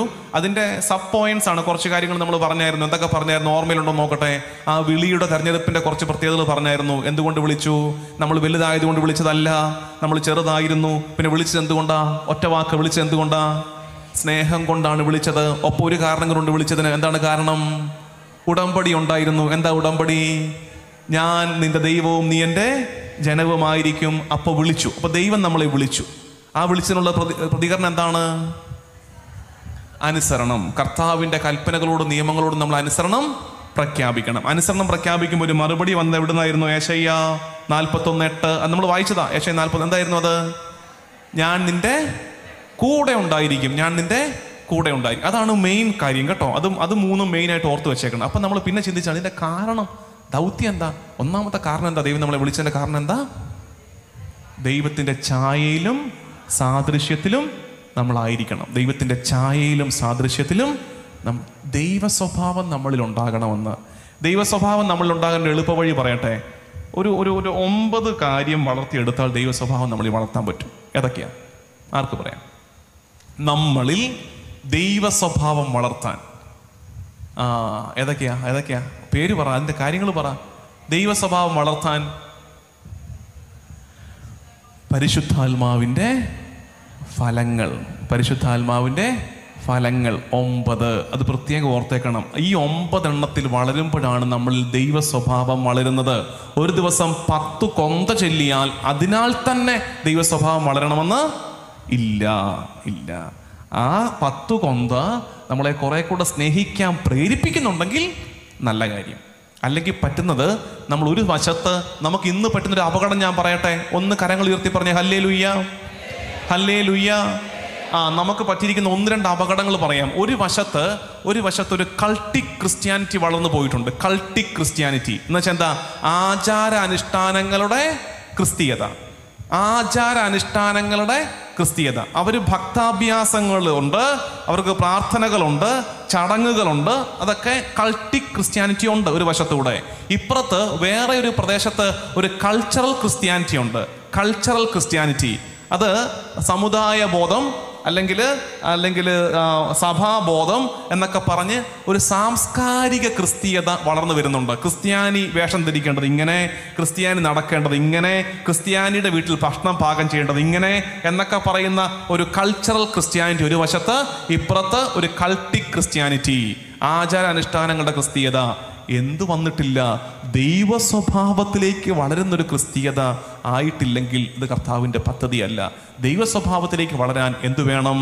പരിശുദ്ധാത്മാവിൻ്റെ ഫലങ്ങൾ 9 നമ്മൾ വളരണം. സ്നേഹം, സമാധാനം, ആനന്ദം, ക്ഷമ, ദയ, നന്മ, വിശ്വസ്തത, സൗമ്യത, ആത്മസംയമനം. അതിൽ വളരുമ്പോഴാണ് ഇമേജ്, ദൈവത്തിൻ്റെ സാദൃശ്യം നമ്മളിൽ വളരുന്നത്. Hallelujah, hallelujah. ഒരു കാരണം കൊണ്ടുണ്ട് എന്തിനാണ് നിന്നെ ദൈവം വിളിച്ചത്. യെശയ്യാ 49:6. യെശയ്യാ 49:6 കിട്ടുന്ന ഒരാൾ ഉറക്കെ വായിച്ചു, ഒരുമിച്ച് വായിച്ചു. യെശയ്യാ 49:6. എൻ്റെ രക്ഷ. യെശയ്യാ 49:6. സമയമുണ്ട്, പതുക്കെ എടുത്താൽ മതി. യെശയ്യാ 49:6. യെശയ്യാ 49:6 എങ്ങനെയാ? അതിൻ്റെ അവസാന ഭാഗം, യെശയ്യാ 49:6 അവസാന ഭാഗം. എൻ്റെ രക്ഷ, കണ്ടോ? എൻ്റെ രക്ഷ ലോകാതിർത്തി വരെ എത്തുന്നതിന് ഞാൻ നിന്നെ ലോകത്തിൻ്റെ പ്രകാശമായി തിരഞ്ഞെടുത്തു. We are called with a mission. നമ്മളെ കർത്താവ് വിളിച്ചത് ഒരു ദൗത്യവുമായിട്ടാണ്. എന്താണ് ആ ദൗത്യം? ലോകത്തിൻ്റെ അതിർത്തികൾ വരെ കർത്താവിൻ്റെ രക്ഷയെ എത്തിക്കണം. എന്ന് വെച്ചാൽ മറ്റുള്ളവരിലേക്ക് കർത്താവിൻ്റെ രക്ഷയെ നീ എത്തിക്കണം. ഹല്ലേലൂയ. ഇത്രയേ ഉള്ളൂ. മെയിനായിട്ട് എനിക്ക് പറയാനുള്ള സാധനം ഇത്രയേ ഉള്ളൂ. പക്ഷേ ഇത് കഴിഞ്ഞിട്ടൊരു വാൽക്കഷ്ണമുണ്ട്. ആ വാൽക്കഷ്ണമാണ് ഇന്നത്തെ എൻ്റെ ടോക്കിൻ്റെ ഏറ്റവും പ്രധാനപ്പെട്ട ഭാഗം. ഇത് അതിനുള്ള പരിസരം ഒരുക്കിയതാണ്. ഒരു വിഷയത്തിലേക്ക് നിങ്ങൾ എത്തിക്കാനുള്ള പരിസരം ഒരുക്കിയതാണ്. കാരണം ഈ ദിവസങ്ങളിലൊക്കെ നിങ്ങൾ കേൾക്കാൻ പോകുന്നത് ഇതേ കാര്യങ്ങളൊക്കെ തന്നെയായിരിക്കും. ഈ അഭിഷേകത്തെക്കുറിച്ച്, ഈ വിളിക്കപ്പെടലിനെ കുറിച്ച്, ഈ തെരഞ്ഞെടുപ്പിനെ കുറിച്ച്. അപ്പോൾ ഈ വിഷയാവതരണം നടത്തുമ്പോൾ ആദ്യത്തെ ടോക്കിൽ തന്നെ ഈ 3-4 കാര്യങ്ങൾ നിങ്ങളുടെ മുമ്പിൽ ആദ്യമേ അവതരിപ്പിക്കുമ്പോൾ നിങ്ങൾക്ക് ഈ ചിന്തകൾ ഇപ്പം തന്നെ തലയിൽ കയറുക. ഇനി ഓരോ ടോക്ക് കേൾക്കുമ്പോൾ നിങ്ങൾ ഇങ്ങോട്ട് കണക്ട് ചെയ്യും, ഈ പാറ്റേണിലേക്ക് നിങ്ങൾ വരും. അതിനു വേണ്ടിയിട്ടാണ് ഒരല്പം കട്ടിയാണെന്ന് അറിയാമായിരുന്നെങ്കിലും ഞാൻ ആദ്യമേ ഈ ഭാഗം തന്നെ അങ്ങ് പഠിപ്പിച്ചത്. ഒന്ന് എൻ്റെ കൂടെ റിവിഷൻ നടത്തിക്കുക, എല്ലാവരും കൂടെ ഒരുമിച്ച് പറഞ്ഞ് ഇത്ര നേരം കേട്ടത്. കാരണം നമുക്ക് എപ്പോഴും ഈ നനുത്ത വിഷയങ്ങൾ മാത്രം കേട്ട് സുഖിച്ചിരിക്കുന്ന ഒരു വചനപ്രഘോഷണം ആത്മീയതയും പോരാ. കുറച്ചുകൂടെ വചനത്തിൻ്റെ അകത്തോട്ട് കയറണ്ടേ? നമുക്ക് കുറച്ചുകൂടെ ഇത് മനസ്സിലാക്കണ്ടേ? അത് നമുക്ക് മനസ്സിലാക്കാം. ഒന്ന് ശ്രമിച്ചാൽ, ഒരുമിച്ച് പഠിച്ചാൽ നമുക്ക് പഠിച്ചു വരാൻ പറ്റും. എന്താണ് നമ്മൾ മനസ്സിലാക്കിയത്? വിഷയം എന്തായിരുന്നു? We are called to be anointed. അഭിഷേകത്തിനായി വിളിക്കപ്പെട്ടവരാണ് നമ്മൾ. വിളി ആരുടെ ദൗത്യമാണ്? കർത്താവിൻ്റെ ദൗത്യമാണ്. അപ്പം നമ്മൾ ആദ്യം കേട്ടു, കർത്താവ് എന്നെ തിരഞ്ഞെടുത്തു. ഒരുമിച്ച് പറഞ്ഞേ, എന്താണ് നമ്മൾ ആദ്യം കേട്ടത്? കർത്താവ് എന്നെ തിരഞ്ഞെടുത്തു. ആ തിരഞ്ഞെടുപ്പിൻ്റെ കാരണം ഇതല്ലായിരുന്നു. ഏതല്ലായിരുന്നു? നമ്മുടെ വലിപ്പമോ നമ്മുടെ പകിട്ടോ അല്ലായിരുന്നു. പിന്നെ എന്തായിരുന്നു അതിൻ്റെ കാരണം? സ്നേഹിച്ചു. പിന്നെ ഒരു കാര്യം കൂടെ ഉണ്ടല്ലോ, രണ്ടാമത്തെ വാക്ക് സ്നേഹിച്ചു. പിന്നെന്താ ചെയ്തേ? ഉടമ്പടി. കർത്താവിൻ്റെ വാക്കിൽ അവൻ്റെ വിശ്വസ്തത. ഉടമ്പടി, നീ എൻ്റെ ജനമായിരിക്കും. അങ്ങനെ ചെയ്യുമ്പോൾ നമ്മൾ പ്രതികരിക്കേണ്ടത് എങ്ങനെയാണെന്നും കൂടെ നമ്മൾ കേട്ടു. എന്തായിരുന്നു? നമ്മൾക്ക് ആ നിയമാവർത്തന പുസ്തകം 7-ാം അധ്യായത്തിൻ്റെ 7-ാം വാക്യത്തിലുള്ള ഭാഗത്തിൻ്റെ അവസാന ഭാഗത്ത് നമ്മൾ ശ്രദ്ധയോടെ കേട്ടതാണ്, ഞാൻ ഇന്ന് ആകയാൽ അതുകൊണ്ട് ഫോർ ദാറ്റ് റീസൺ എന്ത് ചെയ്യണം? ഞാൻ ഇന്ന് കൽപ്പിക്കുന്ന ചട്ടങ്ങളും നിയമങ്ങളും പ്രമാണങ്ങളും നീ എന്ത് ചെയ്യണം? അനുസരിക്കണം. അപ്പം നമ്മൾ വിളിക്കുള്ള പ്രതികരണം എന്തായിരിക്കും? റെസ്പോൺസ് എന്തായിരിക്കണം? ഒബീഡിയൻസ്. അനുസരണം പ്രധാനപ്പെട്ടതാണ്. അത് തിരുവചനത്തിലും സഭയിലും അനുസരണം പ്രധാനപ്പെട്ടതാണ്. അനുസരണം ഇല്ലെങ്കിൽ ക്രിസ്തീയതയില്ല. അത് ഓർത്തേക്കണം. കാരണം കർത്താവ് അന്നേ ഡിമാൻഡ് ചെയ്തത് നീ അനുസരിക്കണം. യു മസ്റ്റ് ഒബേ എന്ന് തന്നെയാണ്. അനുസരിക്കണം. അപ്പം അങ്ങനെ അനുസരിക്കുമ്പോൾ എന്ത് കിട്ടും? നമ്മൾ യെശയ്യാ പ്രവാചക പുസ്തകത്തിൽ വായിച്ചു. എന്ത് കിട്ടും? ഞാൻ നിന്റെ കൂടെ ഉണ്ടായിരിക്കും. അതിൽ കൂടുതൽ എന്ത് ഗിഫ്റ്റാണ് നമുക്ക് വേണ്ടേ? കർത്താവ് കൂടെ ഉണ്ടെന്നുള്ള ഉറപ്പ് കിട്ടിയ പിന്നെ അതിനപ്പുറത്ത് എന്താ വേണ്ടേ? കർത്താവ് കൈ പിടിച്ചിട്ടുണ്ടെങ്കിൽ അതിനപ്പുറത്ത് പിന്നെ എന്താ വേണ്ടേ? ഞാൻ നിന്റെ കൂടെ ഉണ്ടായിരിക്കും. എന്നിട്ട് നമ്മൾ 2 കാരണങ്ങൾ തേടി. എന്തായിരിക്കും എന്നാലും നമ്മളെ വിളിച്ചതിൻ്റെ കാരണം എന്തായിരിക്കും കാരണം? ഒന്നാമത്തെ കാരണം എന്തായിരുന്നു? ഉൽപ്പത്തി പുസ്തകത്തിൽ നമ്മളൊരു കാരണം കണ്ടുപിടിച്ചു. എന്തായിരുന്നു ആ കാരണം? ദൈവം മനുഷ്യനെ സൃഷ്ടിച്ചപ്പോ ദൈവത്തിൻ്റെ ഛായയിലും സാദൃശ്യത്തിലുമാണ് സൃഷ്ടിച്ചത്. പിന്നെ എന്ത് പറ്റി? പാപം ചെയ്തപ്പോൾ ആ ഇമേജ് ആൻഡ് ലൈക്ക്നെസ്, ഛായയും സാദൃശ്യവും നഷ്ടപ്പെട്ടു. അപ്പൊ കർത്താവിന് അത് തിരിച്ച് കർത്താവിൻ്റെ ഛായയും സാദൃശ്യമുള്ളൊരു ജനത്തെ വേണം. അതിനുവേണ്ടി ഒരുക്കിയെടുക്കപ്പെട്ടവരാണ്. അതിനുവേണ്ടി അത് ഈശോ തന്നെ സബ്സ്റ്റാൻഷിയേറ്റ് ചെയ്യുന്നുണ്ട്. ഈശോ തന്നെ അത് വീണ്ടും ഉറപ്പിച്ച് പറയുന്നുണ്ട്. ഏതാ അത്? ഈശോ പറഞ്ഞ വാക്യം, എൻ്റെ സ്വർഗസ്ഥനായ പിതാവ് പരിപൂർണനായിരിക്കുന്നത് പോലെ നിങ്ങളും. അപ്പം അത് ഉറപ്പാണ്, അത് എവിഡൻ്റ് ആണ്, അങ്ങനെ തന്നെയാണ്. രണ്ടാമത്തെ കാരണം എന്തായിരുന്നു? ലോകത്തിൻ്റെ അതിർത്തികൾ വരെ നിങ്ങൾ രക്ഷ പ്രഘോഷിക്കണം. ദൈവത്തെ പ്രഘോഷിക്കാൻ വേണ്ടി ഒരു ചെറിയ അജഗണത്തെ വിളിക്കപ്പെട്ടവരാണ്. സുവിശേഷത്തിൽ നിന്ന് ഒരു ഉപമ പറഞ്ഞ്, ചെറുതായിട്ടുള്ള ഒന്ന് ഒരുപാടെണ്ണത്തിൽ മാറ്റം വരുത്തുന്നതിൻ്റെ ഒരു ഉദാഹരണം പറഞ്ഞേ. അത് തന്നെ, അത് ഓർത്താൽ മതി. അതായത് ബൈബിളിൽ ആകമാനമുള്ള സന്ദേശത്തിൻ്റെ പൊരുത്തം മനസ്സിലാക്കുക. ഇങ്ങനെ മനസ്സിലാക്കുമ്പോഴാണ് നമ്മൾ ബൈബിൾ ആകമാനം ഒരു ഒറ്റ സന്ദേശമാണ് പറയുന്നത് മനസ്സിലാക്കുന്നത്. ഈശോ പറയുന്നു, ദൈവം പറയുന്നു, യെശയ്യായുടെ പുസ്തകത്തിൽ പറയുന്നു, ലോകത്തിൻ്റെ അതിർത്തികൾ വരെ നീ ഈ ചെറിയ അജഗണം പോണം. അപ്പോൾ ഈശോ പറയുന്നത് എന്താ? മാവിനെ മുഴുവൻ പുളിപ്പിക്കാൻ അതിനോട് ചേർത്ത പുളിമാവാണ് നിങ്ങൾ. എന്താ അതിൻ്റെ കാരണം? നമുക്ക് കിട്ടിയ ദൈവാനുഭവത്തിൽ നമ്മൾ ചുറ്റുമുള്ളവരിലേക്ക് ആ രക്ഷയുടെ അനുഭവം സമ്മാനിക്കണം. പ്രിയമുള്ളവരെ, നമ്മളിപ്പോൾ ഈ നിയമാവർത്തന പുസ്തകത്തിൽ നിന്നും യെശയ്യാ പ്രവാചകന്റെ പുസ്തകത്തിൽ നിന്നൊക്കെ കർത്താവ് തിരഞ്ഞെടുത്തു എന്നൊക്കെ പറഞ്ഞില്ലേ? അത് ആരെയാ തിരഞ്ഞെടുത്തത്? ആരുടെ കാര്യമായി പറയുന്നേ? പറഞ്ഞേ. നമ്മളേന്ന് നമുക്കിപ്പോൾ പറയാം, പക്ഷെ കൃത്യമായിട്ട് പറഞ്ഞാൽ ടെക്സ്റ്റ് വെച്ച് ബൈബിളിൻ്റെ ആ ഭാഗം വെച്ച് പറഞ്ഞാൽ അത് ആരെയാ? അങ്ങനെ നിങ്ങളൊരു കാര്യം ഞാൻ പറഞ്ഞില്ല, വാൽക്കഷ്ണമാണ്, പക്ഷെ ഇതാണ് മെയിൻ സാധനം. ഇതാണ് നിങ്ങൾക്കുള്ള തീക്കനൽ ഇട്ടിട്ട് പോകുന്ന ഇതാണ്. ഇത് നിങ്ങൾ പൊള്ളിക്കണം. അവസാനം പറയുന്ന കാര്യം മറ്റേത് കുറച്ച് അബ്സ്ട്രാക്റ്റ് ആണ് ഞാൻ പറഞ്ഞതൊക്കെ. ഇത് നിങ്ങളുടെ ഉള്ളിൽ കിടക്കണം. ആരെയാ തിരഞ്ഞെടുത്തേ? ഇസ്രായേൽ. ആരുടെ കൂടെയാ കർത്താവ് നടന്നേ? ഇസ്രായേലിൻ്റെ കൂടെ. ആർക്കാ കർത്താവ് സംരക്ഷണം നൽകിയത്? ഇസ്രായേൽ. ആരുടെ ശത്രുക്കളെയാ കർത്താവ് ഇറങ്ങി വന്ന് തോൽപ്പിച്ചത്? ഇസ്രായേലിൻ്റെ, അല്ലേ? എന്നിട്ടത് എന്തു പറ്റി? എന്നിട്ട് അവസാനം എന്തായിരുന്നു ക്ലൈമാക്സ് ആയിരുന്നോ ആൻറ്റി ക്ലൈമാക്സ് ആയിരുന്നോ? ഇസ്രായേല് ഉടമ്പടി ലംഘിച്ചു. ഇസ്രായേൽ കർത്താവിനെ ഏറ്റുപറഞ്ഞില്ല. ഇസ്രായേലിന് കർത്താവിൻ്റെതായിട്ട് ആ തെരഞ്ഞെടുപ്പിൽ ജീവിക്കാൻ ഇസ്രായേലിന് പറ്റിയില്ല. അപ്പം കർത്താവ് എന്ത് ചെയ്തു? വേറെ ഒന്നിനെ എടുത്തു, ഉയർത്തി. അതെന്താണ്? രണ്ടാമത് ഉയർത്തിയതിൻ്റെ പേരെന്താണ്? വരട്ടെ, പറ. കറക്റ്റാ, അങ്ങനെ മനസ്സിലാക്കി വെക്കണം. അത് ആവശ്യമുണ്ട്. പറ, എന്താ അത്? രണ്ടാമത് ഇസ്രായേൽ പരാജയപ്പെട്ടു. കർത്താവിനോട് വിശ്വസ്തനായിരിക്കാൻ, കർത്താവ് ആഗ്രഹിച്ചതുപോലെ ജീവിക്കാൻ, തെരഞ്ഞെടുത്തവൻ്റെ ഇഷ്ടത്തിനൊത്ത് ജീവിക്കുവാൻ തെരഞ്ഞെടുക്കപ്പെട്ടവര് തോറ്റുപോയി, നടന്നില്ല. അപ്പൊ ഇസ്രായേൽ തോറ്റു. അടുത്തത് ആർക്ക് കർത്താവ് ചാൻസ് കൊടുത്തു? അടുത്തത് ആർക്ക്? അതാണ് പുതിയ നിയമം. പഴയ നിയമമാണ് ഈ ട്രാജഡി. നടന്നില്ല, പാളിപ്പോയി. പുതിയ നിയമത്തിൽ കർത്താവ് ആർക്ക് ചാൻസ് കൊടുത്തു? ആ പേരാ വേണ്ടേ. ആർക്ക് ചാൻസ് കൊടുത്തു? സഭ. പുതിയ നിയമത്തിൽ കർത്താവ് ആർക്ക് ചാൻസ് കൊടുത്തു? സഭയ്ക്ക് ചാൻസ് കൊടുത്തു. ഇനി നിങ്ങൾ ശ്രദ്ധിച്ചേ. അപ്പൊ സഭയിൽ നിന്ന് കർത്താവ് പ്രതീക്ഷിക്കുന്ന എന്താ പ്രതീക്ഷിക്കുന്നത്? ഇസ്രായേലിൽ നിന്ന് കർത്താവ് എന്ത് പ്രതീക്ഷിച്ചിരുന്നോ, എന്ത് പൂർത്തിയാക്കാൻ ഇസ്രായേലിന് കഴിയാതെ പോയോ, അത് കർത്താവ് ആരിൽ നിന്ന് പ്രതീക്ഷിക്കുന്നുണ്ട്? പറഞ്ഞേ. സഭയിൽ, നമ്മളിൽ നിന്ന് പ്രതീക്ഷിക്കുന്നുണ്ട്. ഇനി അടുത്തൊരു സാധ്യതയും കൂടി ചിന്തിച്ചേ. ഇനി എങ്ങാനും സഭയ്ക്ക് ഇത് പൂർത്തിയാക്കാൻ പറ്റിയില്ലെങ്കിലോ? ബാക്കി പറ. നമുക്ക് ഇസ്രായേൽ സഭയ്ക്ക് ഇതെങ്ങാനും പൂർത്തിയാക്കാൻ പറ്റിയില്ലെങ്കിൽ വാട്ട്സ് നെക്സ്റ്റ്? എക്സാക്ട് ആരത് പറഞ്ഞേ? ഇത് വിടുത്ത് താഴെ കളയും. ഇത് വിടുത്ത് കർത്താവ് കളയും.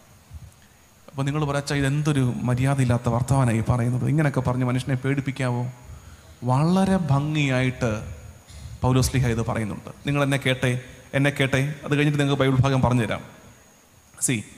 ഒരു ഒലിവ് മരം, അതാണ് ആര്? ഇസ്രായേൽ. ആദ്യത്തെ ഒലിവ് മരമാണ്. കർത്താവ് തെരഞ്ഞെടുത്ത വർഗമാണ് ഇസ്രായേൽ. ആ ഇസ്രായേൽ ഫലം പുറപ്പെടുവിച്ചില്ല. അപ്പോൾ കർത്താവ് എന്ത് ചെയ്തു? അതിൻ്റെ ചില്ലയെ വെട്ടി. എൻ്റെ കൂടുതൽ മനസ്സിൽ കാണണേ. അതിൻ്റെ ചില്ലയെ വെട്ടി. എന്ത് ചെയ്തു?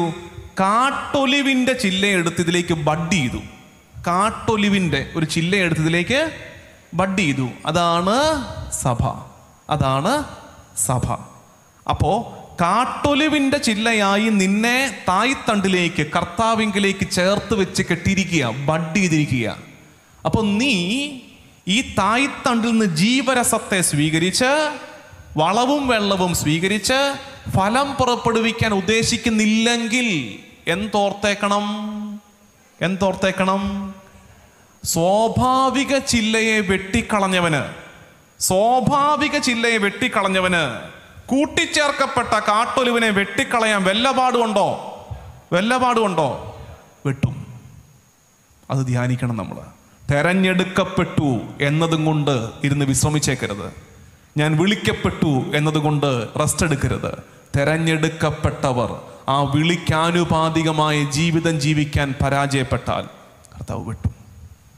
വിളിയാണ് ഔദാര്യം. ഇനി അടുത്ത സ്റ്റെപ്പ് നിന്റെ സമർപ്പണമാണ്. എല്ലാം ഔദാര്യമാണെന്ന് പറയരുത്. ഇന്ന് അങ്ങനെ പറയുന്നവരുണ്ട്. എല്ലാം ദാനം, എല്ലാം ഔദാര്യം. അല്ല. വിളിക്കപ്പെടാത്തൊരു കല്യാണത്തിന് ഒരുത്തിനെ വിളിച്ച് കയറ്റിയ കഥ പറയുന്നില്ലേ സുവിശേഷത്തില്? ആ വിളി എന്താണ്? ഔദാര്യം. അങ്ങനെ ഔദാര്യം കാണിച്ച ദൈവത്തിന് ഇവൻ ധരിക്കാത്ത വിവാഹ വസ്ത്രത്തിനും കൂടെ ഔദാര്യം കാണിക്കാൻ മേലായിരുന്നോ? ഔദാര്യം കാണിച്ചോ? ഇല്ല. അതായത് ഔദാര്യത്തോടെ വിളിച്ചു, പക്ഷെ വിവാഹ വസ്ത്രം ധരിക്കേണ്ടതിന്റെ ഉത്തരവാദിത്വം ആയിരുന്നു. അതുപോലെയാണ് നമ്മളും. വിളിക്കപ്പെട്ടു, പക്ഷെ ഇനി അടുത്ത സ്റ്റെപ്പ് നമ്മൾ എടുക്കണം. ഞാനിത് കൃത്യം, ഇതെൻ്റെ ആശയമല്ല കേട്ടോ, നിങ്ങൾ ഓർത്തേക്കരുത്. ഇതെൻ്റെ ആശയമല്ല. ഇത് പൗലോസ്ലീഹ നല്ല ഭംഗിയായിട്ട് പറയുന്നുണ്ട്. ഞാൻ വായിച്ച് കേൾപ്പി. നിങ്ങൾ ബൈബിൾ എടുക്കണ്ട, സമയക്കുറവുകൊണ്ടാണ്. ഞാൻ പറയുന്ന കേട്ടേ. റോമാലേഖനം കുറിച്ചു വെച്ചോ, പിന്നീട് വായിക്കണം, ശരിക്കും വായിച്ച് ധ്യാനിക്കണം. റോമാലേഖനം 11-17 തൊട്ട്. കോട്ടയംകാർക്ക്, നമ്മൾ അത്യാവശ്യം കർഷകരായിട്ടുള്ളവരൊക്കെ ഈ ഭാഗത്തുള്ളത് കൊണ്ട് ഈ ബഡ്ഡിങ് ഒക്കെ മനസ്സിലാകുമല്ലോ. ബഡ്ഡിങ് 2000 വർഷങ്ങൾക്ക് മുമ്പേ പൗലോസ്ലീഹ ബഡ്ഡിങ്ങിനെ കുറിച്ച് എഴുതി വെച്ചിരിക്കുക. എന്ത് രസമാണെന്നറിയോ? 2000 വർഷങ്ങൾക്ക് മുമ്പേ പൗലോസ്ലീഹ ബഡ്ഡിങ്ങിനെ കുറിച്ച് എഴുതി വെച്ചിരിക്കുന്നത്. ഞാൻ വായിക്കുന്നത് കേട്ടേ. ഒലിവ് മരത്തിന്റെ ശാഖകളിൽ ചിലത് മുറിച്ചു കളഞ്ഞിട്ട് കാട്ടൊലിവിന്റെ മുളയായ നിന്നെ അവിടെ ഒട്ടിക്കുകയും. അതാണ് ഞാൻ പറഞ്ഞത്. ഒലിവ് മരത്തിന്റെ വെട്ടിക്കളഞ്ഞ ഒലിവ് ഏതാ? ഇസ്രായേല്. കാട്ടൊലിവിന്റെ ചില്ല ഏതാ? നമ്മള്, സഭ.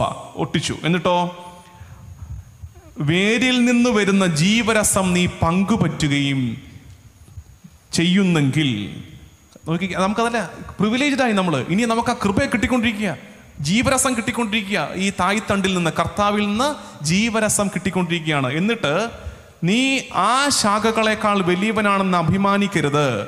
കാരണം പിന്നെ അഹങ്കാരം കയറരുത്. ഏതാ? മറ്റ് വെട്ടിക്കളഞ്ഞവരെക്കാൾ സൂപ്പറാണ് ഞാൻ, അതുകൊണ്ടാണല്ലോ എന്നെ വെച്ചത്. നിന്റെ മെച്ചം കൊണ്ട് വെച്ചതല്ല, അവരുടെ കയ്യിലിരിപ്പുകൊണ്ട് വെട്ടിക്കളഞ്ഞതാ. വെട്ടിക്കളഞ്ഞു, നിന്റെ മെച്ചം കൊണ്ട് വെച്ചതല്ല. ആദ്യത്തെ കാര്യം ഓർത്തേക്കണം. നീ ചെറുതായിരുന്നു, എന്നാലും കർത്താവിന്റെ ഔദാര്യത്തിൽ നിന്നെ അങ്ങോട്ട് ചേർത്ത് വെച്ചു. ഇനി അടുത്തത് താഴോട്ട് വരുമ്പോൾ കാണാവേ, 20-ാമത്തെ വാക്യം. അവരുടെ അവിശ്വാസം നിമിത്തം അവർ വിച്ഛേദിക്കപ്പെട്ടു. അതാണ് അവർക്ക് പറ്റിയത്. ഇസ്രായേലിന് പറ്റിയത് എന്താണെന്ന് പൗലോസ്ലീഹ പറയുകയാണ്. അവരുടെ അവിശ്വാസം നിമിത്തം. കർത്താവിനാൽ തിരഞ്ഞെടുക്കപ്പെട്ട ഒരു ജനമായിരുന്നെങ്കിലും കർത്താവിൽ വിശ്വസിക്കാനും വിശ്വസത കാണിക്കാനും അവർ പരാജയപ്പെട്ടു പോയത് കൊണ്ട് അവര് വിച്ഛേദിക്കപ്പെട്ടു. എന്നാൽ നീ ഇപ്പോൾ നിൽക്കുന്നത്, സഭ കർത്താവിൻ്റെതായിട്ട് നിൽക്കുന്നത്, നീ വിശ്വാസം വഴി ഉറച്ചു നിൽക്കുന്നു. വിശ്വാസം വഴി നീ ആ ചില്ലയിൽ ഉറച്ച് നിൽക്കുന്നു. എന്നിട്ട് പറയുകയാണ്, ആകയാൽ അഹങ്കാരം വെടിഞ്ഞ് ഭയത്തോടെ വർത്തിച്ചേക്കണം. എന്താ ഭയം? ഫലം പുറപ്പെടുവിച്ചില്ലെങ്കിൽ അവൻ ഇനിയും വെട്ടും. അഹങ്കാരം വെടിഞ്ഞ്, ഞാൻ എന്തോ മെച്ചപ്പെട്ടവനാണ്, ഞാൻ കത്തോലിക്കനാണ്, ഞാൻ സുറിയാനിക്കാരനാണ്, ഞാൻ ഇന്നതാണ്, ഇങ്ങനെയാണ്, ഇന്ന കുടുംബമാണ് എന്നൊക്കെ പറഞ്ഞ് തള്ളിക്കൊണ്ടിരിക്കാതെ അഹങ്കാരം വെടിഞ്ഞ് എളിമയോടെ കർത്താവിൽ ജീവിക്കുക. എന്തെന്നാൽ, അടുത്ത വാക്യമാണ് ഞാൻ പറഞ്ഞ സാധനം കിടപ്പുണ്ട് ഇവിടെ. 21-ാം വാക്യം ശ്രദ്ധിച്ചു കേട്ടെ. 21-ാം വാക്യം എങ്ങനെ അറിയാമോ? എന്തെന്നാൽ സ്വാഭാവിക ശാഖകളോട് ദൈവം ദാക്ഷിണ്യം കാണിക്കാത്ത നിലയ്ക്ക് നിന്നോടും കാണിക്കില്ല. സ്വാഭാവിക ശാഖയായിരുന്നു ഇസ്രായേല്, സ്വാഭാവിക ശാഖ. ആ സ്വാഭാവിക ശാഖയോട് കർത്താവ് ദാക്ഷിണ്യം കാണിക്കാത്ത സ്ഥിതിക്ക് ആ കാട്ടൊലിവിൽ നിന്ന് വെട്ടിച്ചേർക്കപ്പെട്ട നിന്നോട് ദാക്ഷിണ്യം കാണിക്കുമെന്ന് വിചാരിച്ചുകൊണ്ടിരിക്കരുത്. നമ്മുടെ ഭാഗത്ത് നിന്ന് പ്രതികരണം ഉണ്ടാകണം കർത്താവിങ്കിലേക്ക്. ഒടുവിൽ വരുമ്പോൾ പറയുന്നുണ്ട്, അല്ലെങ്കിൽ നീയും മുറിച്ചു നീക്കപ്പെടും. തങ്ങളുടെ അവിശ്വാസത്തിൽ തുടരാത്ത പക്ഷം അവരും, അതായത് അവിശ്വാസം തുടരാതെ വിശ്വാസത്തിലേക്ക് വരുന്ന ആർക്കും ഇനി സാധ്യതയുണ്ട്, ഇതിലേക്ക് ചേർക്കപ്പെടാൻ സാധ്യതയുണ്ട്. Hallelujah, hallelujah. ഈ ധ്യാനം മനസ്സിൽ കിടക്കണേ. നമ്മൾ നേരത്തെ പറഞ്ഞ മുഴുവൻ സാധനങ്ങളും അത് ഇസ്രായേലിന്റെ ചരിത്രം വെച്ചാൽ നമ്മൾ ബൈബിൾ വ്യാഖ്യാനിക്കുമ്പം ഇസ്രായേലിനെ നമ്മളായിട്ട് തന്നെ സഭയായിട്ട് തന്നെ ധ്യാനിക്കുന്നു. പക്ഷെ ഇവിടെ നമ്മൾ കൃത്യം ആ ഇസ്രായേലിനെ സഭയെയും രണ്ടായിട്ടൊന്ന് മനസ്സിലാക്കി. എന്നിട്ട് ആ മനസ്സിലാക്കിയ കാര്യം തലയിൽ കിടക്കട്ടെ, എല്ലാവരുടെയും മനസ്സിൽ വരട്ടെ. എന്തൊക്കെയായിരുന്നു അത്? ഇസ്രായേല് ദൈവം തിരഞ്ഞെടുത്ത ഒലിവ് മരമാണ്. ഇസ്രായേൽ ദൈവം തിരഞ്ഞെടുത്ത ഒലിവാണ്. ആ ഒലിവ് ഫലം പുറപ്പെടുവിച്ചില്ല. അപ്പൊ എന്ത് ചെയ്തു? ചില്ലയെ വെട്ടിയിട്ട് കർത്താവ് എന്തിനെ ചേർത്ത് വെച്ചു? നമ്മൾ നമ്മുടെ നിസ്സാരതയെ മനസ്സിലാക്കണം. ആ വാക്കിൽ നമ്മുടെ നിസ്സാരതയുണ്ട്. നമ്മൾ ആരാണ്? കാട്ടൊലിവാണ്, കാട്ടൊലിവാണ്. കാരണം സകല ജാതികളിൽ നിന്നും, ഇപ്പോഴല്ലേ കൊമ്പത്തെ ജാതി പറയുന്നത്, സകല ജാതികളിൽ നിന്നും കർത്താവ് വിളിച്ചു ചേർത്തതാ. കാട്ടൊലിവാണ്. ചേർക്കപ്പെട്ടപ്പോ കാട്ടൊലിവായിരുന്നു. അപ്പൊ ഈ കാട്ടൊലിവ് ഓർത്തേക്കണം. സ്വാഭാവിക ചില്ലയെ അവൻ വെട്ടിക്കളഞ്ഞതാ, സ്വാഭാവിക ചില്ലയെ. അപ്പൊ നമ്മൾ ഫലം പുറപ്പെടുവിച്ചില്ലെങ്കിൽ, കർത്താവിന്റെ വിളിക്ക് ജീവിതം കൊണ്ട് ഉത്തരം കൊടുത്തില്ലെങ്കിൽ നമ്മളും വെട്ടപ്പെടും. അതുകൊണ്ട് നമുക്ക് പ്രാർത്ഥിക്കാം. ഒന്ന് പ്രാർത്ഥിച്ചേ, ഒന്നിരിക്കുന്നിടത്തിരുന്നേ, സ്വസ്ഥമായിട്ടിരുന്ന് ഒന്ന് പ്രാർത്ഥിച്ചേ. കർത്താവും ദൈവവുമായ ഈശോ മിശിഹായെ നിന്നെ ഞങ്ങൾ ആരാധിക്കുന്നു. ഈശോ, ഈ ജനത്തോട് ചേർന്ന് നിന്റെ പരിശുദ്ധിയെ ഞങ്ങൾ ഒരുമിച്ച് ഏറ്റു പറയുന്നു. കർത്താവേ, നീ ഞങ്ങളെ വിളിച്ചതിനെ ഓർത്ത് നിനക്ക് ഞങ്ങൾ നന്ദി പറയുന്നു. ഞങ്ങൾ കേട്ട വചനത്തെ ഞങ്ങൾ പ്രാർത്ഥനയാക്കുകയാണ്. നീ ഞങ്ങളെ വിളിച്ചതിനെ ഓർത്ത് ഞങ്ങൾ നിനക്ക് നന്ദി പറയുന്നു. കർത്താവേ, നിന്റെ വിളി ഔദാര്യത്തോടെയുള്ള വിളിയായിരുന്നല്ലോ, ഔദാര്യത്തോടെയുള്ള വിളിയായിരുന്നല്ലോ. എൻ്റെ എന്ത് മെച്ചം നോക്കിയിട്ട് എന്നെ വിളിക്കാനാ കർത്താവേ? മെച്ചം നോക്കിയിട്ട് എന്നെ വിളിക്കാനായിരുന്നെങ്കിൽ നീ കൊള്ളാവുന്നങ്ങളെ വിളിക്കുമായിരുന്നല്ലോ. എൻ്റെ സകല കുറവുകളോടും കൂടി, എൻ്റെ എല്ലാ പാപചായ്വുകളോടും കൂടി നീ എന്നെ വിളിച്ചല്ലോ കർത്താവേ, നന്ദി. അങ്ങനെ നീ വിളിച്ചു ചേർക്കപ്പെട്ട ഞാൻ ഇനി നിന്നോട് അനുസരണം കാണിക്കണമെന്ന് ഞാൻ തിരിച്ചറിയുകയായിരുന്നു. ദൈവപ്രമാണങ്ങളോട് അനുസരണത്തോടെ ഞാൻ നിൽക്കണമല്ലോ കർത്താവേ. ഈശോ, അങ്ങനെ നിന്നോട് അനുസരണത്തോടെ ചേർന്ന് നിൽക്കുമ്പോൾ നീ എൻ്റെ കൂടെ ഇറങ്ങി വരുമെന്ന് ഞാൻ കേൾക്കുകയായിരുന്നു. നീ കൂടെ നടക്കുമെങ്കിൽ ഇനി ഞാൻ ആരെ എന്തിനെ ഭയക്കണം? നീ എൻ്റെ കൂടെ നടക്കുമെങ്കിൽ ഞാൻ ആരെ എന്തിനെ ഭയക്കണം? നീ എന്നെ വിളിച്ചത്, ചേർത്തു നിർത്തിയത് രണ്ടുദ്ദേശങ്ങൾ. ഒന്ന്, എന്നിൽ നിന്റെ ഛായയും സാദൃശ്യവും രൂപപ്പെടണം. എന്നിൽ നിന്റെ ഛായയും സാദൃശ്യവും രൂപപ്പെടണം. രണ്ട്, എൻ്റെ കർത്താവേ, എന്നിലൂടെ രക്ഷ പ്രഘോഷിക്കപ്പെടണം. ഈശോ, ഞങ്ങൾ ഇസ്രായേലിന് പറ്റിയ അപകടത്തെ ധ്യാനിക്കുകയായിരുന്നു. നീ ഒലിവിനെ വെട്ടി കാട്ടൊലിവായി എന്നെ തുന്നിച്ചേർത്തല്ലോ, നിനക്ക് നന്ദി കർത്താവേ. ദൈവഭയത്തോടെ തിരുമുമ്പാകെ വ്യാപരിക്കുവാൻ, നന്മയുടെ വിശുദ്ധിയുടെ ഫലങ്ങൾ പുറപ്പെടുവിച്ച് ഈ തായ്തണ്ടിനോട് എല്ലാ കാലത്തും ചേർന്ന് നിൽക്കുവാൻ അഭിഷേകത്തിൻ്റെ നിറവ് ഞങ്ങളുടെ കാലത്ത്, ഞങ്ങളുടെ ജനത്തിന് നീയേകണമേ. ആമേൻ.